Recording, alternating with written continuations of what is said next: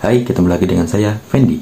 Di kesempatan kali ini kita akan membahas tentang suku bunga deposito yang ada di Indonesia per Februari tahun 2022. Sebelum itu, intro dulu.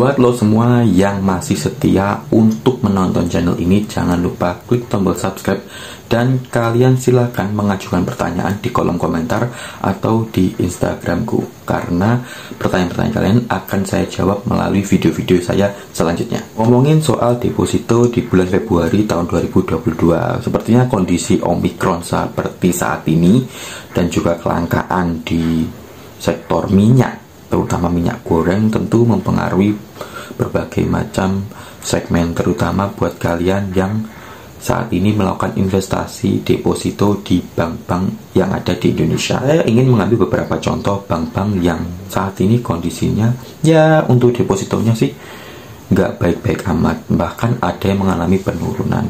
Salah satu bank yang saat ini mengalami penurunan untuk suku bunga yaitu adalah di Bank BCA. Kira-kira ada berapa sih suku bunga yang mereka tawarkan di Bank BCA? Untuk tenor 1 bulan sampai dengan 12 bulan, berapapun uang yang kalian depositokan, itu kalian akan mendapatkan hasil sebesar 1,9%. Hal ini tentu saja turun 0,1% dari bulan kemarin. Ya, mengecewakan sih untuk kita yang nasabah setia di Bank BCA. Kenapa sih suku bunga yang mereka tawarkan itu tetap aja di poin 1,9%? Kita lanjut ke Bank BTN atau Bank Tabungan Negara. Untuk investasi di bawah 100 juta, kalian akan mendapatkan suku bunga untuk tenor 1 bulan, 2 bulan, 3 bulan, 4 bulan. Kalian akan mendapatkan suku bunga sebesar 2,5%. Sedangkan untuk 16 dan 12, kalian akan mendapatkan suku bunga sebesar 2,75%. Hal ini tentu tidak baik ya, mengingat ada bank-bank online yang menawarkan suku bunga depositonya itu lebih tinggi daripada bank-bank konvensional seperti ini. Sedangkan untuk deposito di bawah 500 juta, untuk 1 bulan kalian akan mendapatkan 2,5%. Tapi untuk 2 bulan sampai 24, kalian akan mendapatkan 2,75%. Untuk deposito di bawah 2 miliar, kalian akan mendapatkan suku bunga, jika kalian melakukan deposito selama 1 bulan, kalian akan mendapatkan 2,75%.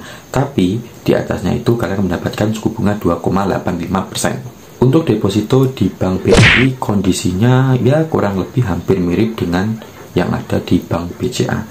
Posisinya masih di bawah Bank BTN, yaitu kalian melakukan deposito selama 1 bulan ataupun 3 bulan, kalian akan mendapatkan suku bunga sebesar 2,25%. Tapi untuk deposito selama 16, 12, dan 24, kalian akan mendapatkan suku bunga sebesar 2,5%. Masih di bawah dari Bank BTN ya.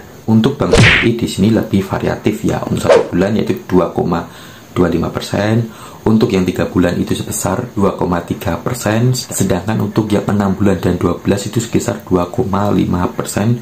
Sedangkan untuk yang 24 sampai 36 yaitu sebesar 2,75%. Masih lebih tinggi daripada Bank BNI dan Bank BCA. Lumayan, tapi masih di bawah Bank BTN. Untuk Bank Mandiri ini kondisinya sama seperti yang ada di Bank BNI, yaitu jika tenornya 1 bulan dan 3 bulan kalian akan mendapatkan 2,25%. Tapi untuk yang 6, 12, dan 24 kalian akan mendapatkan 2,5%. Ya, kalian tinggal pilih-pilih aja sih, menurut kalian lebih cocok ke bank mana. Dan yang perlu kalian tahu, selain dari kelima bank ini, ada salah satu bank yang menarik perhatianku, yaitu adalah Bank, yaitu bank online yang mana mereka didukung dan masih satu perusahaan dengan Shopee, di mana untuk bunga yang ditawarkan itu adalah sebesar 7%. Itu bukan bunga deposito, tapi adalah bunga tabungan. Jika kalian melakukan tabungan sampai nanti April, kalian akan mendapatkan bunga sebesar 7% per tahun. Jadi tinggal kalian kalkulasi aja sih, jika kalian bandingkan antara bank negeri yang menawarkan bunga 2, sekian, katakanlah tadi 2,85%, dibandingkan kalian mendapatkan bunga 7%. Ya, kalian tinggal pilih, terserah kalian mau pilih yang mana. Cuma untuk saya pribadi saat ini saya rasa memilih deposito di bank negeri menurut saya bukan pilihan yang bijak, karena masih banyak instrumen-instrumen deposito di luar sana selain bank-bank konvensional ini yang penawarannya bahkan lebih menarik daripada bank-bank negeri ini. Sebelum melakukan investasi, bijaklah melakukan investasi, jadi lebih bijak. Kalian bisa mengira-ngira, investasi itu kan nggak ada yang menawarkan keuntungan yang lebih gitu ya. Misalkan investasi bodong yang saat ini terkenal itu ya, investasi bodong dijanjikan dapat penghasilan sekian di awal, janji-janji surga, janji-janji manis yang ditawarkan oleh para investor ini, sehingga kalian tergiur menaruh uang kalian dalam jumlah banyak di dalam suatu instrumen, dan akhirnya kalian tertipu, akhirnya getun, nangis, uang kalian hilang. Mending kalian pilih saja investasi yang aman-aman saja. Bisa di deposito, bisa di emas, bisa di reksadana. Tapi reksadana ini kalian harus cermat ya. Kalian harus memilih mana perusahaan dirasa dalam periode tertentu itu bisa menguntungkan untuk kalian. Karena tujuan dari investasi ini adalah kalian mendapatkan keuntungan, kalian mendapatkan profit, kalian mendapatkan laba dari investasi kalian. Semoga kalian bisa memilih instrumen yang tepat dan cocok untuk kalian.